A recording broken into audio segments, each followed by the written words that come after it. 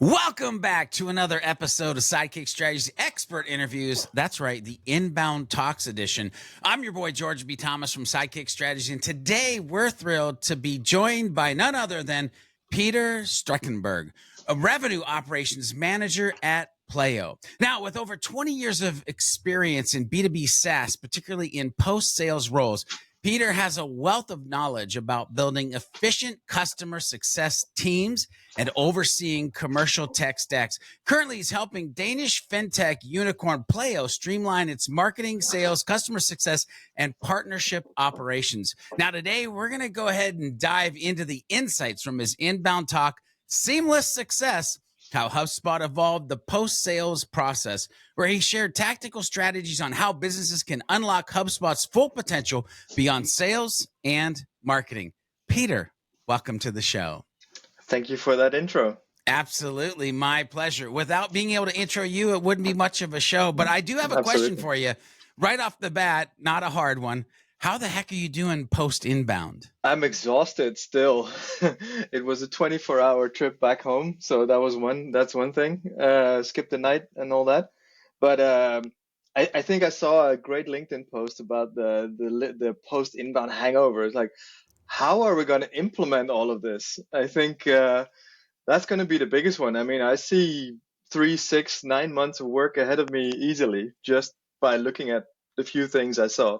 Yeah, inbound hangovers are a real thing. And that's why we like to bring these interviews to folks, because it can be a resurgent of something that they heard and they need help tactically getting it done. So we'll go ahead and get into the good stuff. So you have a long background in customer success and operations.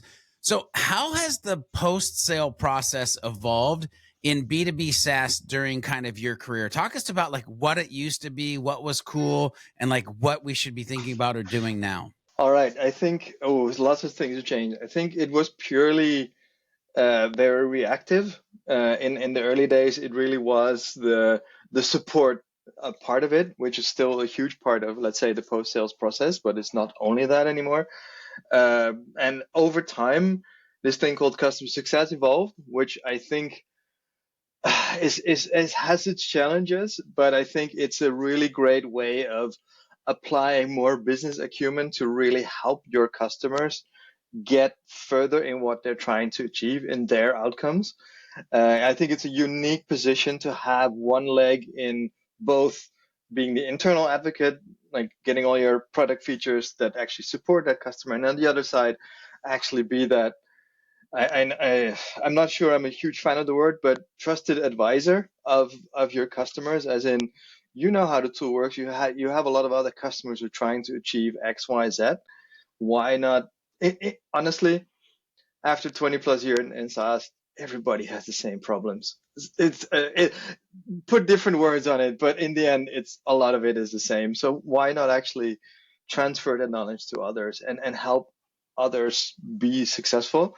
Because in the end, you have this one person across from you who is trying to do his or her job better, and you're the person to help them do that.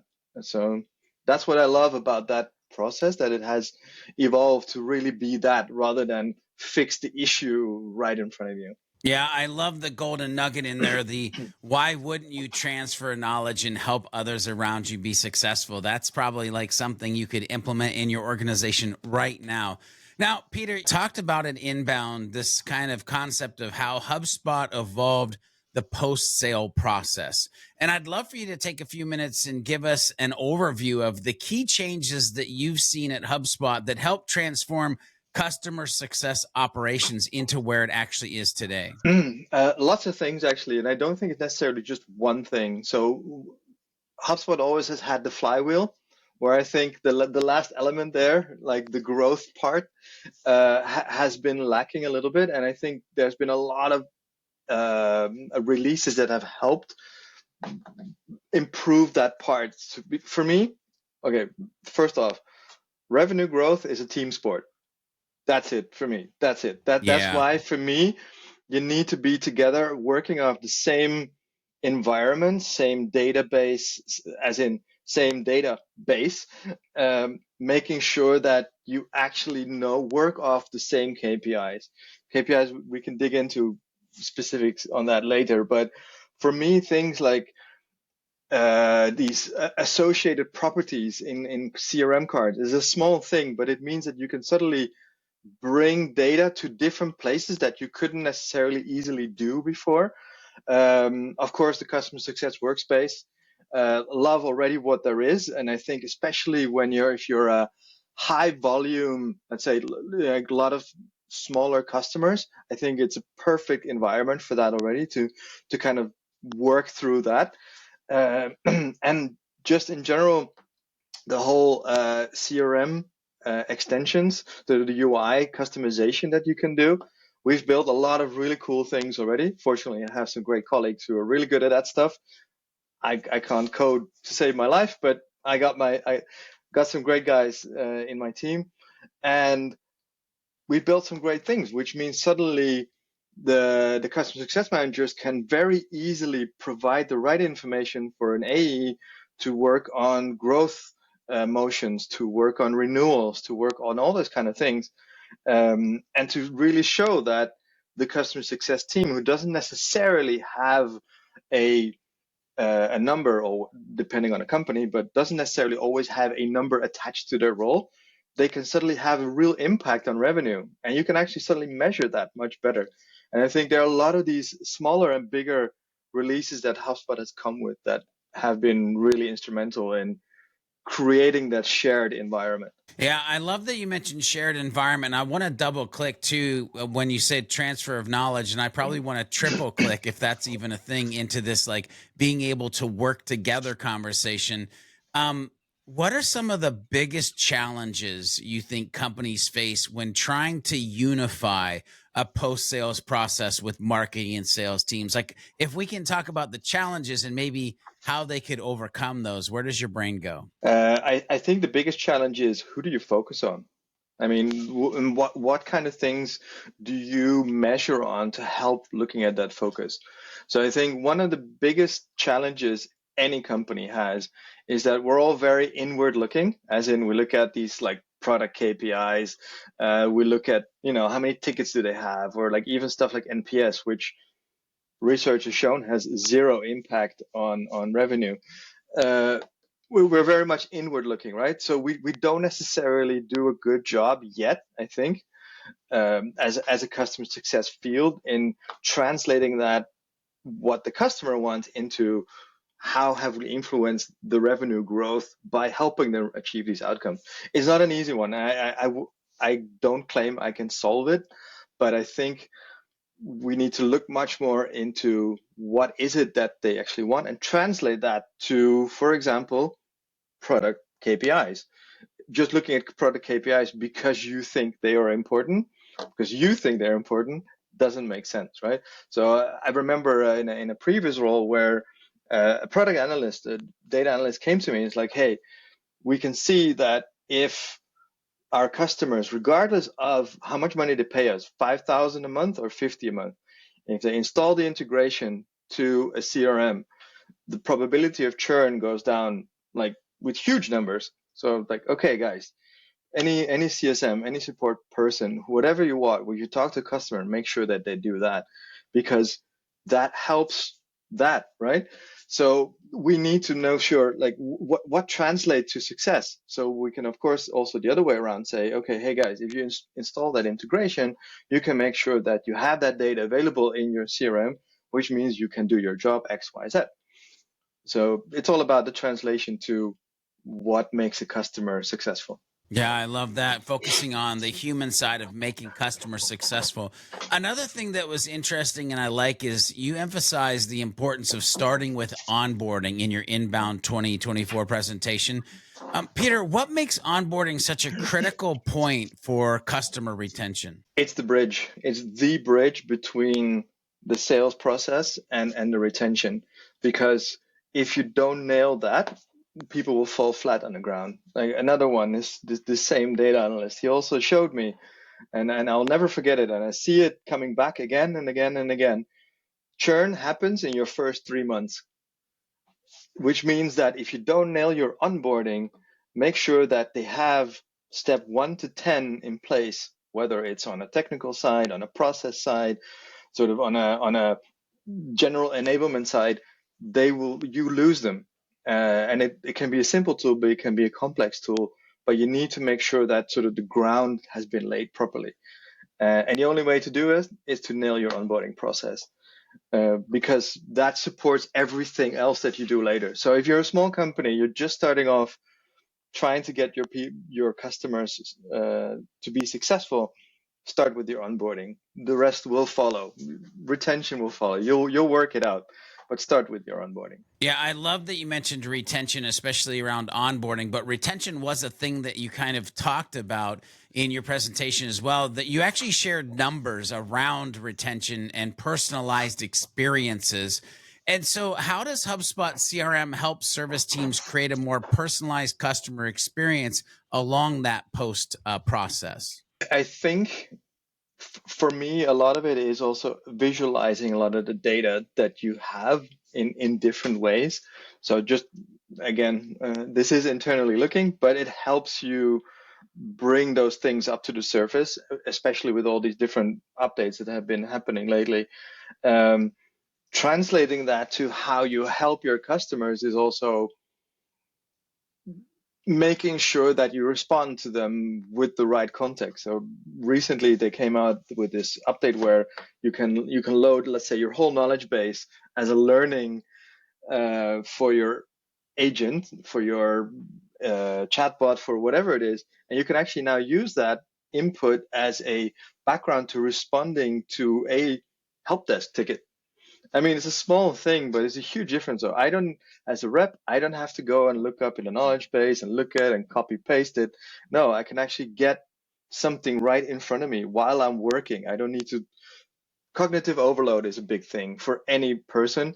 I also sit here with a big screen with a lot of tabs, but I'm used to it. But I can also understand that you don't want to get flustered. You want to keep your focus. So anything we can do to help our reps, whatever their role is, to stick into one environment, to get all the knowledge that they need to support that customer, that you win. It's that simple. Yeah, I love winning, and I'm sure the people watching or listening to this love winning as well. It's interesting because you kind of mentioned AI in that last answer, just kind of dipped into it real quick. Let's just say there was a few AI talks at Inbound, but I'm curious with the topic that we're talking about today, like AI is changing many aspects of customer service. How do you, Peter, see AI influencing the post-sales process in kind of the next few years? Like, what does your crystal ball have for us? For me, I see the implementation of what last year's Inbound was talking about, smart CRM. I see it happening step by step. So, what do I mean with that? So, I see all these different AI elements being released inside HubSpot. Where I would like to go, and where I see it going step by step, is that you push a lot of data into it. You give it a certain framework to work off from, like what makes for a successful customer, what makes for an unsuccessful customer, and have the machine, so to say, tell me, hey, you might not have noticed this, but you should probably talk to that guy over there because they're having some pains that you didn't see. And that's where I can see that happening. So that rather than me having to create all kinds of workflows to tell, hey George, here's a task for you. You should reach out to them because it's been 90 days since their onboarding, and let's check in. Please never ever just check in, for the record. Like, I want to fire people just for that. However, but where I want to go is make that much more fluid, and I see it going there. It's not there yet, but I see it going there. Have that fluidity in making sure that you put the right focus on the right customer based on the right data with the right information to make sure that they do the right actions to make them successful. So good. In that last section, you talked about like pushing data in, or like kind of, it took my brain to the data integration kind of question. And we've seen historically customer data integration seems to be a major pain point for many companies.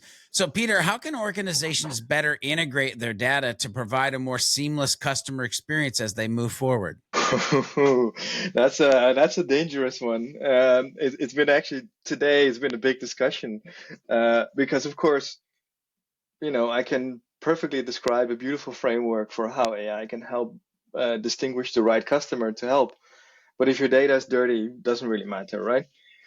I'm sure that's also where you were going with that question. I think a lot of it can be cleaned outside before even bringing in. And I think also, especially if you're not necessarily a big company yet, if you're starting off with HubSpot, start with basic information. Just start adding on top of it. But I would say start from an early moment on already to keep it as clean as humanly possible, because otherwise, in a couple of years, you're going to be spending a lot of time cleaning. That said, uh, we're working on different ways to actually create cleaner data outside and only then bring it into HubSpot, specifically for the sales reps. And I think there's a lot to do there, both for sales and post sales, to make sure that they have the right information to work from. It's an ongoing process and a never-ending process. The last part is very easy to forget. Yeah, data integration or clean data is always a journey. It's never a checklist that you're one and done for sure. So let's back the bus up a little bit, because I want to kind of address a question around those people who, well, they might just be getting started on building out what we're talking about. So Peter, what advice would you give to customer success leaders who are just beginning to build out their post-sales strategies? All right. Build a company view that makes sense to you. In our case, we work off the same view for everyone, but I think we can probably make a lot of changes there to make it more specific. What I love, for example, in the customer success workspace, I've heard that it's coming, you can build a manager view and a rep view, which is fantastic as well, because you don't necessarily always need to see the same thing, right? But just very practical, right? Make sure that everybody's emails are in there. Make sure that all the meetings are checked off, that they're booked, that they have the right outcomes attached, that every call has a mandatory, like make sure that sort of these basics are in place to be able to track sort of the input metrics. It will help you get to the output metrics. Output metrics are super hard to measure anyway, except for, the ultimate one, revenue. But start with having your input metrics sort of 100% worked out. That will make your life a lot easier. Just getting that set up in HubSpot will already bring you really far to get a feel for where am I missing something. I love that. And you mentioned revenue, which my mind immediately goes to the term RevOps, which I know you talked about in your presentation at Inbound 2024. And I want to kind of, again, double or triple click into a thing I feel like we've been dancing around the entire time, but I want to dig deeper into it. So I'll just ask the question, how important is cross-team collaboration? That's right, ladies and gentlemen, I'm going there. Cross-team collaboration between marketing, sales, and customer success, Peter, when it comes to retaining customers long term? It's crucial. Every company works slightly differently, right? But in our case, the AEs are also responsible for the actual renewal, but they can't do their job if the CSMs aren't doing their job, and the CSMs can't do their job if, and for me, product falls on the revenue teams as well. If the product team doesn't deliver something that actually helps our customers, yeah, they might have built some cool graph or whatever it may be, but if it doesn't actually help somebody do their job, like it's just a cool graph. Just as a wild example. So make sure that those processes are always cross collaborative, and it's a tough one. It's a tough one, but I think that's also why it's so important to, as early as possible, have ops people in your team. I don't care if you're a one-man band, you can have an ops person next to you to take off sort of all these things off your table, so you can focus on having the conversations to make sure that you work with these customers, and then have somebody else kind of pull at all the threads to put them all together. Because, well, I tried to do it all by myself. I cannot recommend it. I burned out. Yeah, and burnout is not a place that you want to go or a place Nope. you want to stay. It's no bueno. So Nope. Earlier in the interview, you said, but we can talk about those their KPIs later. My words, not yours. You kind of said it a little bit more professionally. So I do want to circle back around to that question. And Peter, in your experience, what KPIs should organizations be tracking to measure the success of their post-sale processes? I mean, in short, track the metric that your product improves. So if you have, I mean, we have a lot of these, we talked about it anyway before, a lot of AI tools, right? They help write faster emails and do easier stuff faster. Okay, time savings, are they really that important? Yeah, it's nice, but what actually does it influence? So does it influence the fact that maybe you don't have to hire that extra rep? Or does it mean you actually suddenly have money left over because you optimize something, you have money so you can buy another tool to help with another thing, right? So it's that influenced revenue for me that is the crucial one. I mean, product usage, yeah, great. If they click on something all the time, fantastic. But if it doesn't get them anywhere, it doesn't really matter. So translating time saved, right? Everybody talks about, yeah, if you use our tool, you save time. But what does that actually mean? Can you translate that for yourself? And it's really hard. It's both the sales pitch, but it's also the renewal pitch, right? Like if I have a vendor and they come to me like, okay, well, Peter, because of all the things we worked on together over the past year, we managed to save your whole RevOps team about 5 hours per person per week. I'm like, okay, that was money well spent because we could spend that time on other things, right? Opportunity cost. That's what it is. But if it's just a matter of, writing an email easier, I don't know how to translate that. Yeah, I love this idea of being able to understand the language of business to actually get specific enough to them understanding the value of the things that you're actually talking about. I love that. There's something that I've been wanting to ask you during this interview that you said or talked about during your inbound talk that I want you to just maybe discuss it at a little bit deeper level. And so, could you maybe elaborate on the concept of CX operations? Like, how does that relate to customer success? Customer success operations or customer experience operations. For me, customer success is customer experience plus customers' outcomes. So the wording there can be played with. But for me, the operations side is the same, or not the same. It's a similar importance as sales ops has. Making sure that everything keeps running smoothly and making sure that you don't have to sit and think about all the process that you need to do the right onboarding or the right renewal process, or whatever it may be. It's of course it's not just the systems setup, which is very easy to sink into, but it's also the process, the enablement, making sure that you have the right knowledge to work from it, making sure that all those things are tied together and feed also into the rest of the organization, so that and my manager talked about like, hey, rather give it to me so I'll take that conversation than you having to fight the salesperson or the marketing person because there was some process that wasn't clear. So that's what an operations team can help you with, is making sure that this cross collaboration has a stronger foundation to work from, and make sure that the right information feeds to the right people rather than being dependent on personal relationships that you have across an org, which you of course are always useful, but they're not sustainable. So maybe hit the rewind point there, ladies and gentlemen, where you check that out again and jot some notes around your organization and what you might need to build or what you might want to put in place there.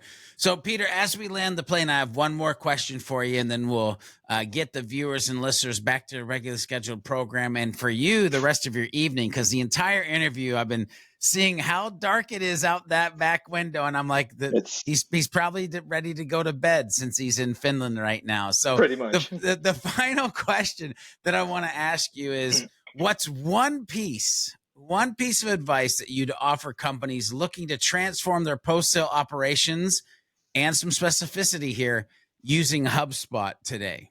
Okay, first part, everyone does support. Everyone, CEO as well. I've been in a few organizations where we've done this. It's hard when you get bigger, but feel that pain. I said it as well in the talk, but it's so important because it gives you a unique insight onto like what are people struggling with, why, where are they blocked, where do we need to make things easier, where do we need to make things better, because we can. There's always that fine balance between pie in the sky, hoping this is what we want to develop versus what people want, and finding a nice middle ground. And I get that it's tough, but start with everybody does support, even developers, product managers. It will help so much in learning where to do better. So that's that practical part. Apart from that, I absolutely love where the help desk is in HubSpot right now. It's gotten really, really good. We've used it since early beta. I think it's a great tool. Everybody can get in there. Everybody can help each other out. And the fact that it's inside HubSpot and connects to all this other data in other places, deal, company, contact, you can actually connect all those dots. And then that's the support part. And then, of course, there's the customer success workspace. As I'm seeing it develop, it will become a powerhouse for focusing on your customers. Looking forward to see that. I love the idea that we're leaving this with focus on your customers. In other words, have a human-centric approach.